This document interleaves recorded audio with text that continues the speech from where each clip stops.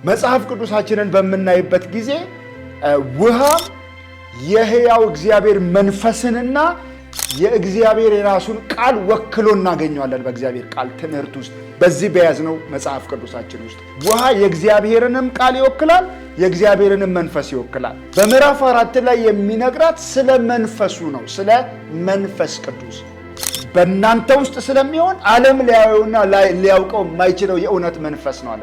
እርግጥ ነው ያ ከኢየሱስ የተቀበልነው ውሃ መንፈስ ቅዱስ በእኛ ውስጥ ለዘላለም ይፈልቃል። አዎ፣ ስለዚህ ምዕራፍ 4 የሚናገረው ስለ መንፈስ ቅዱስ ነው።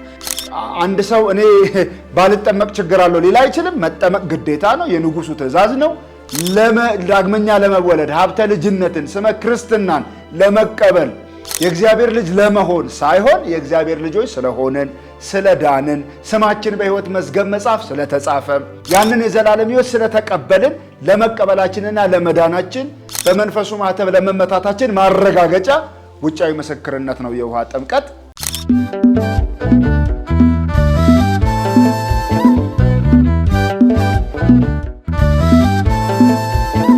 ክብርና ምስጋና ለሕያው አምላካችን ይሁን። የተወደዳችሁ ቅዱሳን ጸጋ በክርስቶስ ኢየሱስ ይብዛላችሁ። የተወደዳችሁ ወገኖች ዛሬ በአንድ የመጽሐፍ ቅዱስ የሚያጠኑ ተሰብስበው መጽሐፍ ቅዱስን ከሚያጠኑ የተማሪዎች ህብረት ላይ ወይም ፌሎ ከሚያደርጉ ወንድሞች ጋር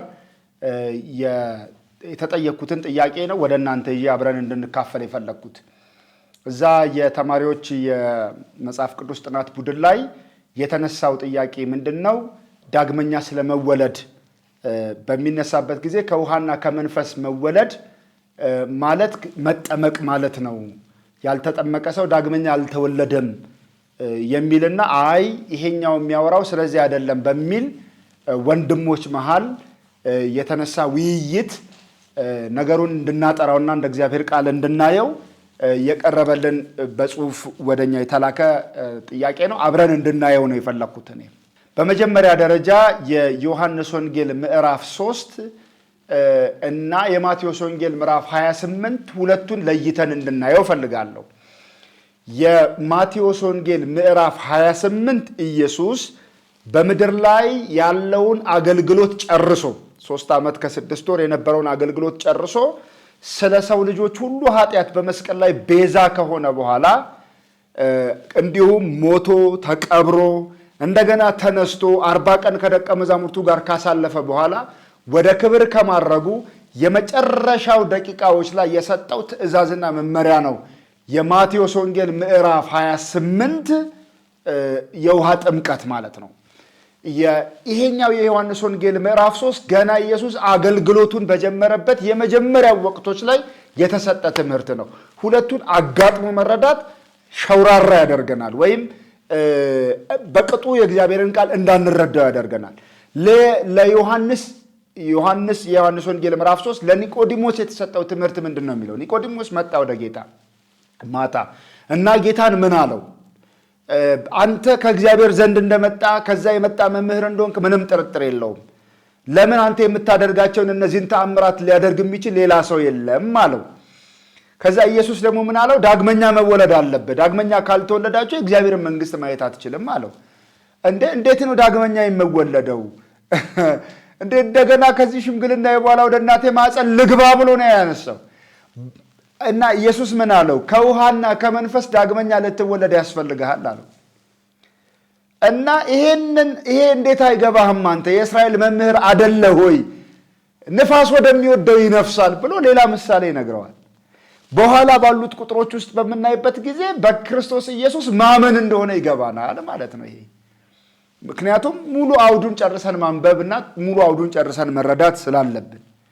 ስለዚህ በዮሐንስ ወንጌል ምዕራፍ 3 ውስጥ ያለው ውሃ የውሃ ጥምቀት እንዳልሆነ እርግጠኞች ነን። እሱን መረዳት እንችላለን። ለምን ከተባለ የውሃ ጥምቀት ዓላማው በቤተ ክርስቲያንም ሲሰበክ ወይም እውነተኛ ክርስቲያኖች በተገለጠ የእግዚአብሔር ቃል መርህ የሚያምኑት ምንድን ነው?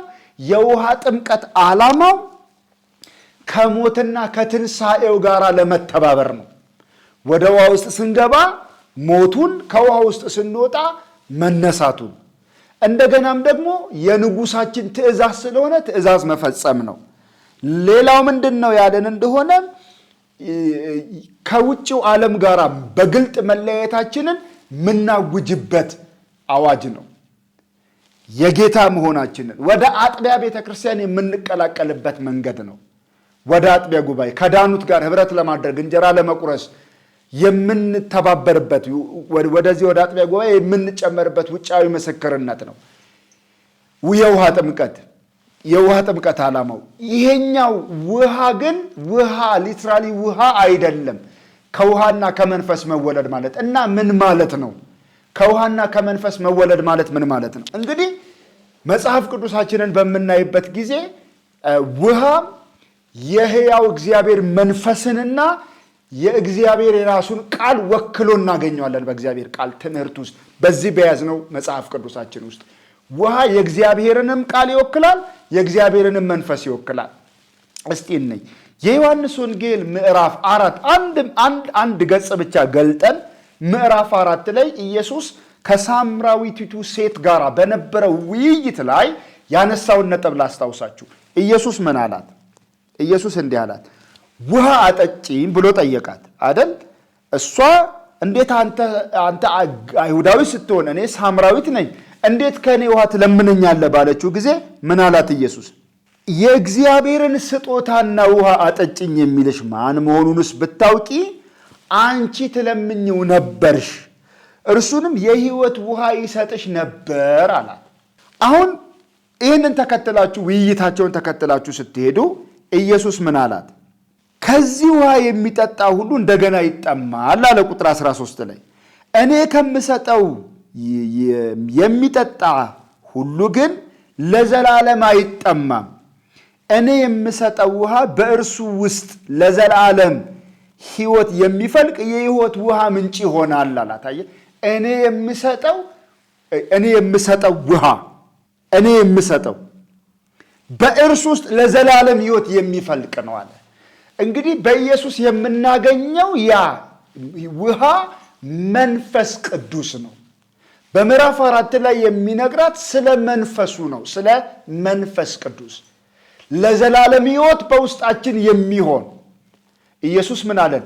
በእናንተ ውስጥ ስለሚሆን ዓለም ሊያየውና ሊያውቀው የማይችለው የእውነት መንፈስ ነው አለን። እርግጥ ነው ያ ከኢየሱስ የተቀበልነው ውሃ መንፈስ ቅዱስ በእኛ ውስጥ ለዘላለም ይፈልቃል።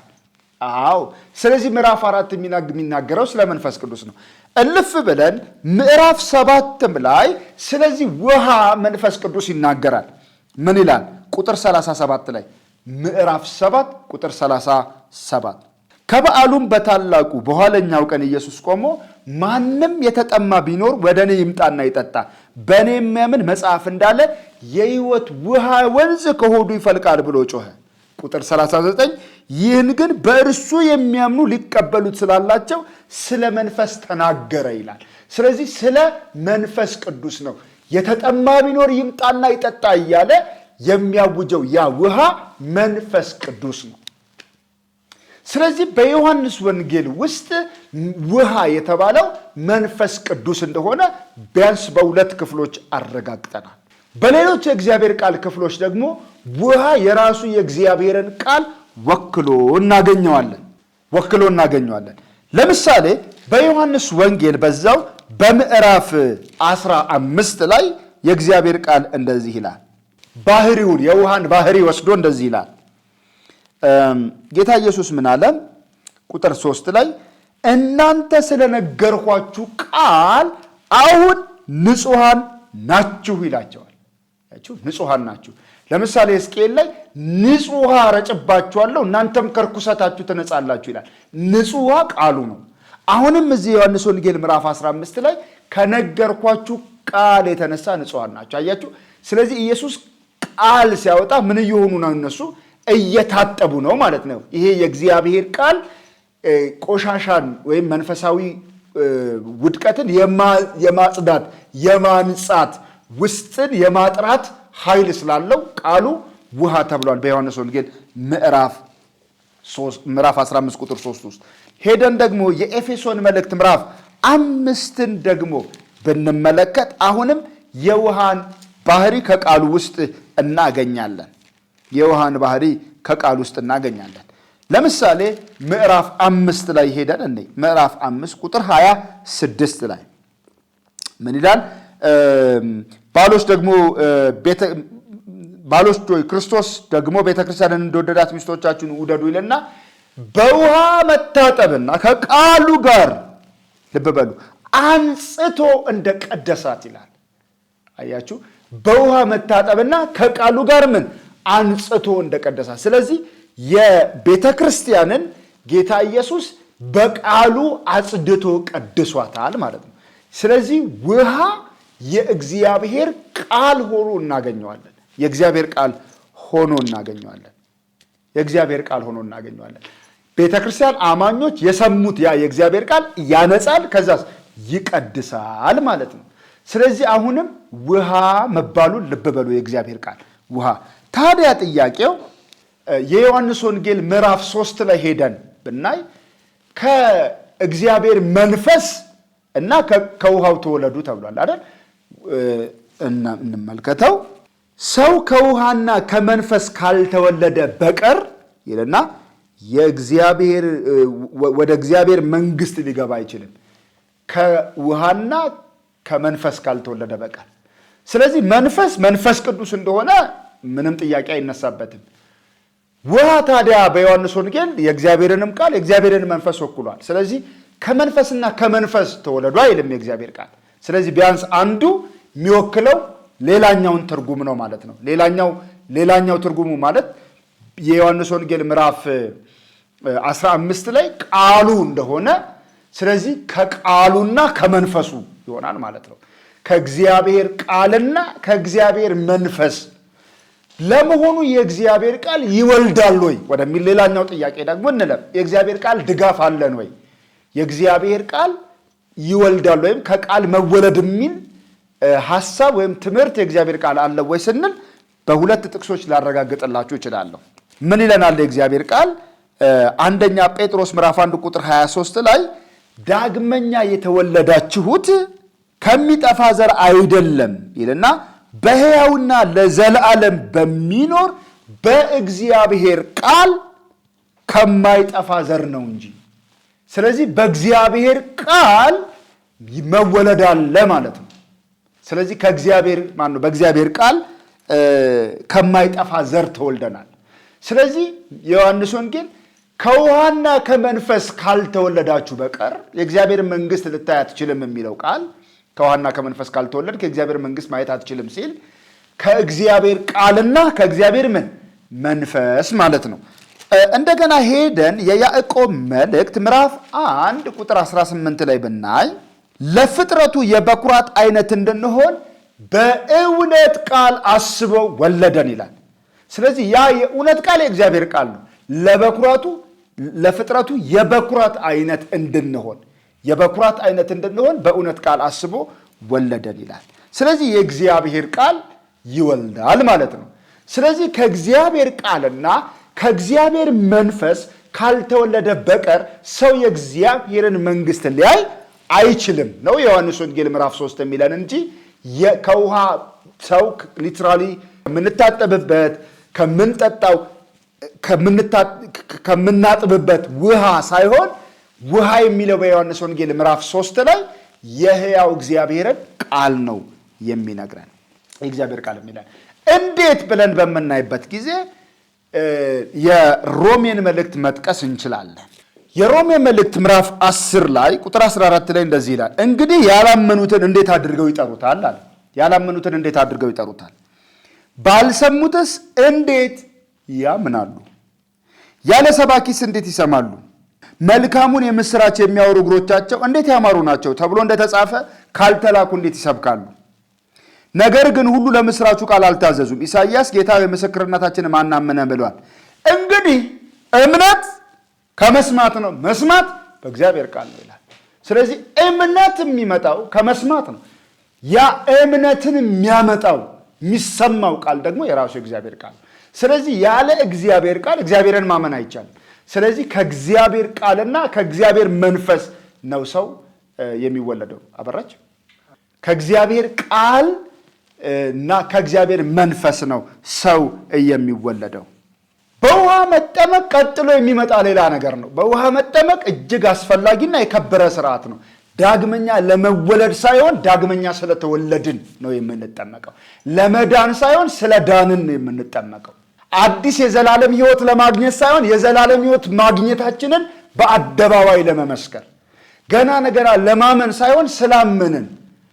አያችሁ፣ ወደ እግዚአብሔር መንግስት ለመጨመር ሳይሆን ስለተጨመርን። አያችሁ፣ ያንን በአደባባይ የምንመሰክረው ውጫዊ ምስክርነት እንጂ ጥምቀት፣ የውሃ ጥምቀት እጅግ አስፈላጊ ስርዓት ነው። አንድ ሰው እኔ ባልጠመቅ ችግር አለው ሊል አይችልም። መጠመቅ ግዴታ ነው፣ የንጉሱ ትእዛዝ ነው። መጠመቅ በጣም አስፈላጊ ነው። ግን ዳግመኛ ለመወለድ ሀብተ ልጅነትን፣ ስመ ክርስትናን ለመቀበል የእግዚአብሔር ልጅ ለመሆን ሳይሆን የእግዚአብሔር ልጆች ስለሆንን ስለዳንን፣ ስማችን በሕይወት መዝገብ መጽሐፍ ስለተጻፈ፣ ያንን የዘላለም ሕይወት ስለተቀበልን ለመቀበላችንና ለመዳናችን በመንፈሱ ማተብ ለመመታታችን ማረጋገጫ ውጫዊ ምስክርነት ነው የውሃ ጥምቀት። እና የዮሐንስ ወንጌል ምዕራፍ 3 ዳግመኛ መወለድ የተባለው ከቃሉና ከመንፈሱ እንደሆነ ልናውቅ ልንረዳ ይገባል። የተወደዳችሁ ቅዱሳን ይህንን ክፍል በደንብ እንዳየነው ተስፋ አደርጋለሁ። የጌታ ሰላም ይብዛላችሁ በያላችሁበት። ይህንን መልእክት ለሌሎች ሼር በማድረግ ከስህተት ወንድሞቻችንን፣ እህቶቻችንን፣ ወገኖቻችንን እንድንታደግ በጌታ ፍቅር ጠይቃችኋለሁ። ጸጋ ይብዛላችሁ። ተከናወኑ።